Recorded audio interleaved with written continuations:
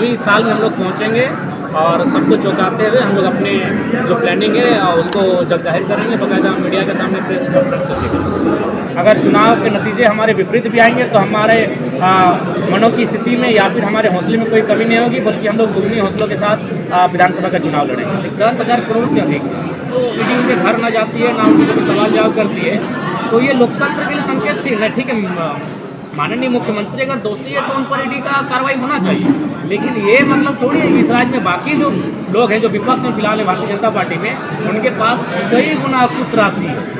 तो ये कहीं ना कहीं जो केंद्रीय एजेंसियां हैं जिनको स्वतंत्र होना चाहिए, ये लोकतंत्र के लिए मेरे हिसाब से जो मेरी आयु है अल्प आयु उसके हिसाब से मुझे कोई ठीक नहीं लगता है। बाकी मुख्यमंत्री का दोषी हैं, ईडी जाए उनके घर, उनके साथ साथ जो भारतीय जनता पार्टी के टॉप लिस्ट लीडर हैं उनके भी घर जाए, अर्जुन मुंडा के भी घर जाए, वो भी केंद्रीय मंत्री हैं, ईडी उनके भी घर जाए, हेमंत सोरेन के साथ अर्जुन मुंडा के भी घर ईडी जाए, तभी मुझे लगता है झारखंड की जनता के बीच में विकल्प नहीं था।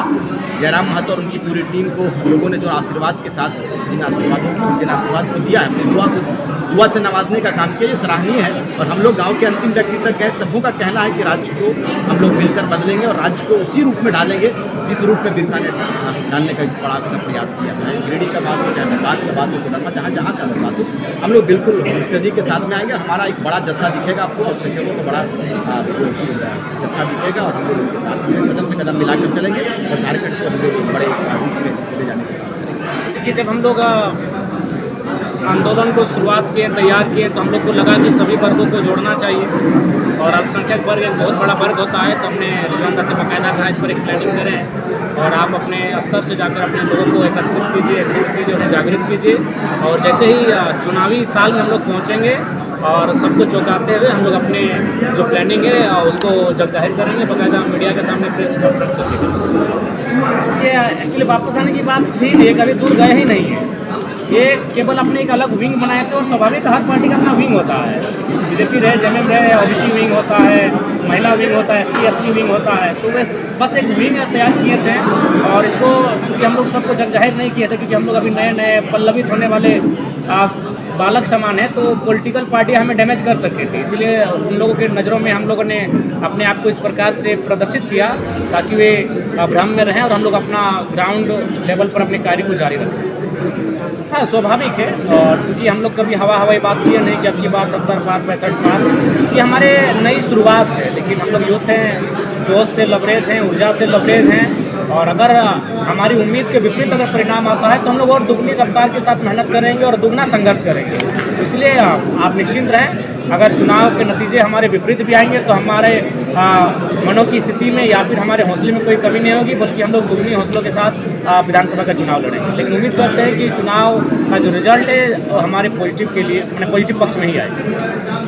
नहीं, देखिए, ये एक रायशुमारी से होगा, क्योंकि आज जब से सोशल मीडिया का ज़माना आया है लोग एक दूसरे से काफ़ी कनेक्ट हो गए हैं, तो जब भी कोई ऐसा बड़ा निर्णय लेने का रहेगा राज्य की स्थिति को अस्थिर करने के लिए, तो हम लोग इस पर जब भी निर्णय करेंगे तो चर्चा परिचर्चा करने के बाद ही करेंगे। देखिए, मैं सबसे पहली बात हो कि अगर मुख्यमंत्री जी दोषी हैं तो सवाल जवाब हो, लेकिन मेरा मानना है कहीं ना कहीं ईडी मतलब पूर्वाग्रह होकर काम कर रही है।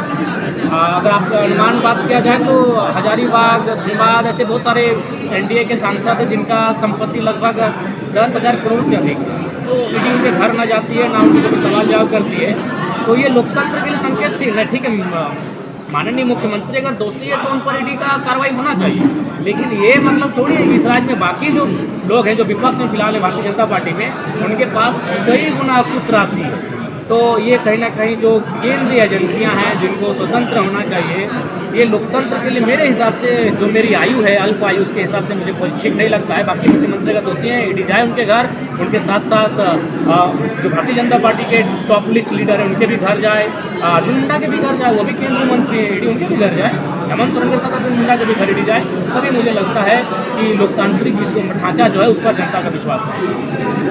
नहीं, आपने सुना, हमारे केंद्रीय अध्यक्ष महोदय ने आपके बीच में स्पष्ट किया कि हमारी जो वैचारिक बातचीत हमेशा कायम रही है और एक दूसरे के संपर्क में हम लोग लगातार है। चूँकि इस राज्य को बचाने का निर्णय हम लोगों ने लिया है, तो राज्य के निर्णय के लिए हम लोगों को बहुत ऐसी बातें होती हैं जो पर्दे के पीछे रखनी चाहिए, सार्वजनिक नहीं करनी चाहिए। उसी का एक बड़ा सा ये पहलू था कि हमने जेकेएमएम का जो संगठन संगठन था उसको बनाने का काम किया। उसके माध्यम से अपने लोगों के बीच में हमने हमारे पूरे साथी जितने भी हमारे लोग थे सारे लोगों ने अपने योगदान को दिया है और हमारे मुस्लिम वर्ग जो कि एक बड़ा वर्ग है पूरे राज्य में उनके बीच में गया और पूरे असल हकीकत क्या है राज्य के गठन का उद्देश्य क्या था और किन शर्तों के साथ में राज्य का विभाजन हुआ था और हमारे बिरसा का क्या सपना था, हमारे विनोद बिहारी महतो का क्या सपना था, इन तमाम बिंदुओं पर हम लोगों ने एक एक गाँव के अंतिम व्यक्ति तक ले जाने का काम किया है। और आज फिर पुनः जब हमें लगा कि हमारी शक्ति एक बड़े रूप में आ चुका है तो फिर हम लोगों ने फिर टाइगर से बात की और फिर आज फिर पुनः हम लोग एक मंच पर हैं।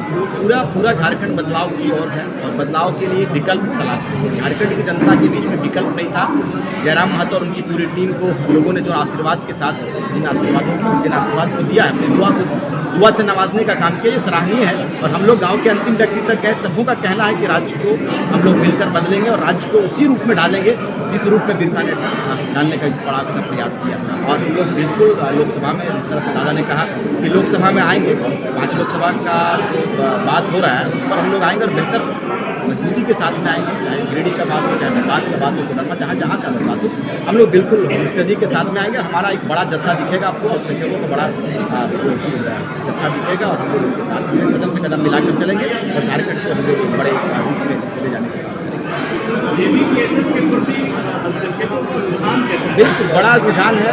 सबों की उम्मीद बनी हुई है कि इस बार सिर्फ और सिर्फ जयराम को लाना है, क्योंकि सबों को दादा एकदम स्पष्ट रूप से कहना चाहेंगे कि सबों को राज्य के लोगों ने मौका देने का काम किया है, लेकिन सबों ने अपनी प्रॉपर्टी बढ़ाने का काम किया। आज जिस तरह से जयराम भाई ने कहा कि हमें बड़े बड़े ऑफरों का ऑफर मिलते हैं, कहीं कोई बोलता है गाड़ी ले लो, कहीं कोई कुछ कहता है पैसे ले लो, विधानसभा सेलेक्ट कर लो, लोकसभा सेलेक्ट कर लो, लेकिन ये बंदा सबों को ठुकराते हुए राज्य के हित में सोचा है कि हमारे राज्य को फिर से ठगा नहीं जाए। यदि राज्य की एक बड़ी आबादी, एक बड़ा पूरा जनसैलाब हम लोगों की ओर और इस पूरी संगठन की ओर, हमारी पार्टी की ओर यदि एक बड़ी उम्मीद के साथ में देखा गया है, देख रहे हैं लोग, तो हमारा ये फर्ज बनता है, हमारा दायित्व बनता है, हमारा धर्म कहता है कि हम उनके उम्मीदों पर खरा उतरने का काम करेंगे। और हमने पहले भी हमारे जिस तरह से आदरणीय केंद्रीय अध्यक्ष महोदय ने आपके बीच में और अपने अभिवादन में इन्होंने कहा है कि जब हमारे लोग विधायक बन के जाते हैं तो हम लोगों ने जो जिस तरह से पहले का जो घोषणा है उस पर हम लोग काम करने का काम करेंगे। हमने शुरुआती दौर में कहा भी टाइगर का जो आपने अभिवादन सुना, संबोधन में आपने कहा है कि पलायन का जो मुद्दा है वो सबसे गंभीर मुद्दा है, विस्थापन का मुद्दा सबसे गंभीर मुद्दा है, जमीन का मामला है। आज हमारी जमीनों को मुआवजा नहीं मिल रहा है साहब। आप धनबाद आकर देखोगे तो हमारी जमीनों को मुआवजा नहीं दिया जाता और इतना कोयला निकाल रहा है कि दर्द आपको लगेगा। पीड़ित परिवार है, वहाँ ब्लास्टिंग होता है और गाँव में पत्थर आ जाता है। क्या ये तस्वीर है? ये तस्वीर नहीं होनी चाहिए। इसीलिए हमने दिल्ली का जो निर्णय लिया है, बड़ा चिंतन के साथ में निर्णय लिया है और बिल्कुल हम ये कह सकते हैं उम्मीद के साथ नहीं बल्कि पूर्ण विश्वास के साथ इस बात को कहेंगे कि पूरे झारखंडी जनमानस का निगाह हम लोगों की ओर है, हम क्रांतिकारी की ओर बढ़ा हुआ है और हम लोग उनके अनुकूल उतरने का काम करेंगे। डेमो है, वो लोग डेमो है। आपने देखा है कि उर्दू के मसले पर कितना उन्होंने मुखर होकर बात किया है। मैंने शुरुआती दौर में कहा था, हमारा क्षेत्र आओगे शक्ति चौक के में हमने कहा है कि ऐसे ऐसे मंत्री जिनका आवाज़ डीसी नहीं सुनता है और एक टाइगर का नाम पहले से सुनता है तो हुड़का जाम हो जाता है। ये बदलाव का है, बदलाव का संकेत है और लोगों की उम्मीद है। हम लोग मंत्री ना होते हुए भी, हम लोग मुखिया ना होते हुए भी, हम जिला परिषद ना होते हुए भी हमारी आवाज़ सीएमडी के कानून तक गूंजती है। हमारा डर, हमारा भय या जिसे जो आप रूप देंगे इसको दे सकते हैं, वो पूरे कोयलांचल में नहीं पूरे झारखंड में फैला हुआ है। चाहे कंपनी का मामला हो, सीएमडी का मामला हो, जीएम का मामला हो या पुलिस प्रशासन का कोई मामला हो, हमारी आवाज़ पहुंचती है या हमारे क्रांतिकारी साथियों का नाम पहुंचता है तो नाम पहुंचने से पहले काम हो जाता है। यही तैयारी हमारी है और इसी तैयारी के साथ हम लोग 2024 को बेहतर करने का काम करेंगे। आंदोलनकारी ऐसा बात नहीं, सबका अपना अपना फील्ड है, सब अपने अपने फील्ड में काम कर रहे हैं। अगर हर चेहरा एक ही था, अगर सब चर्चित चेहरे अगर एक कुर्सी में बैठेंगे तो बाकी क्षेत्रों की समस्या कौन सुनेगा? तो इसलिए पहले बात इस भ्रम को हटाइए कि सब नामचीन चेहरे एक जगह दिखेंगे। और भी क्षेत्र हैं जहाँ लोग उम्मीद करके बैठे हैं कि हमारे लिए भी कोई, अगर हर जगह अगर सभी मंदिर धनबाद में कार्यक्रम होगा और सभी मराठी में भी हमारा टॉप चेहरा है, हजारीबाग में भी टॉप चेहरा है, सबको अगर धनबाद बुला लिया जाएगा तो उस समय हजारीबाग में अगर समस्या आएगी तो कौन देखेगा? इसलिए भ्रामक बातें हैं, सब अपने अपने क्षेत्र में बेहतर काम कर रहे हैं। देखिए लोकसभा की तैयारी वार रूम में हो रही है और जब हम लोग पार्टिसिपेट करेंगे उस समय आपको बता देंगे।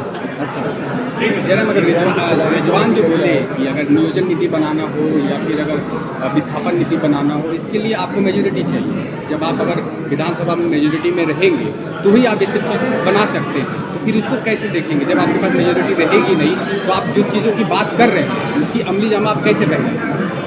देखिए स्वाभाविक है, ये तो बच्चा भी जानता है कि जब तक आप बहुमत में नहीं रहेंगे, मेजोरिटी में रहेंगे, आप कोई नियम नहीं बना सकते। हम लोग लड़ने के लिए आए हैं, अगर बहुमत में आते हैं तो नीति पार्लियामेंट करके बनाएंगे, और अगर हम लोग विपक्ष में बैठते हैं तो कोई गलत नीति पारित होने नहीं देंगे। तो आप आंदोलन से भी कर सकते हैं। देखिए, आंदोलन एक सदन की गरिमा है।